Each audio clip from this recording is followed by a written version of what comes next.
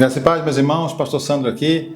Você sabe o que significa a palavra evangelho? A palavra evangelho significa boas novas, boas notícias, excelentes notícias.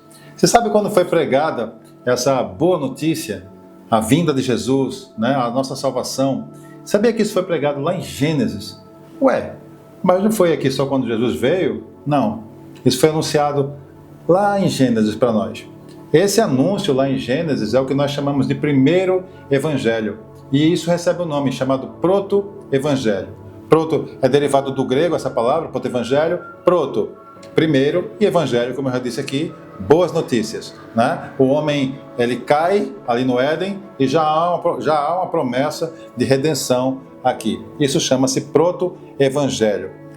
Conecta a queda do homem e a necessidade de salvação, que é o tema central de toda a Bíblia, tá bem? Vamos entender onde é que isso acontece e vamos entender o porquê que isso foi anunciado lá. E o que isso tem a ver com essa jornada que nós vamos fazer aqui, aprendendo sobre os evangelhos, e em especial o evangelho de João? Porque vai ser citado lá em João um trecho desse estudo da gente, vai falar desse momento lá de Gênesis, lá no princípio, né? E vai falar que Jesus estava lá também, tá? Então, a gente vai ler aqui e entender por que chama-se proto-evangelho e onde é que está aparecendo isso para mim, pastor. Onde é que eu vejo que Jesus foi anunciado para mim lá em Gênesis? Vamos entender isso agora. Gênesis 3, dos versos 1 a 15, tá bom? Eu vou ler aqui e você vai me acompanhar.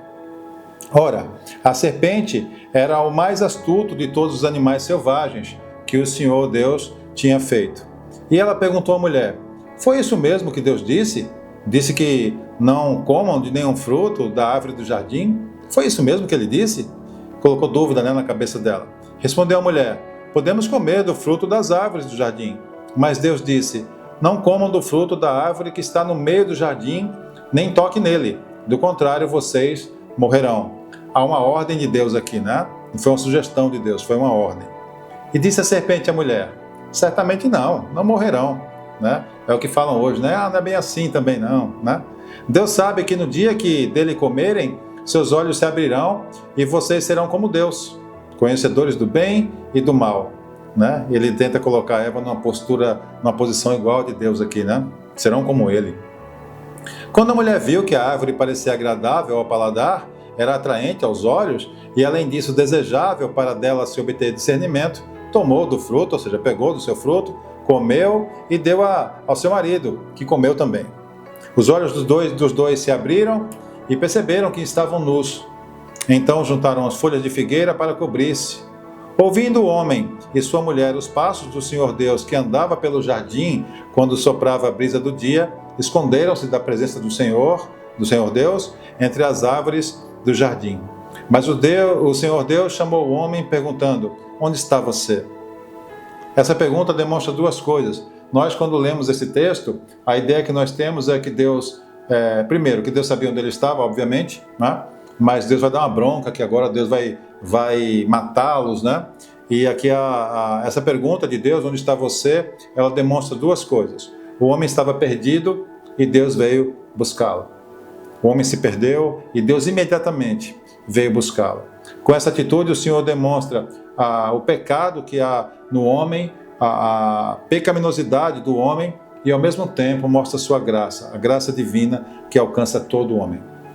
Deus tomou iniciativa na salvação. Por meio dessa atitude, demonstrou exatamente aquilo que Satanás levou Eva a duvidar: o amor de Deus.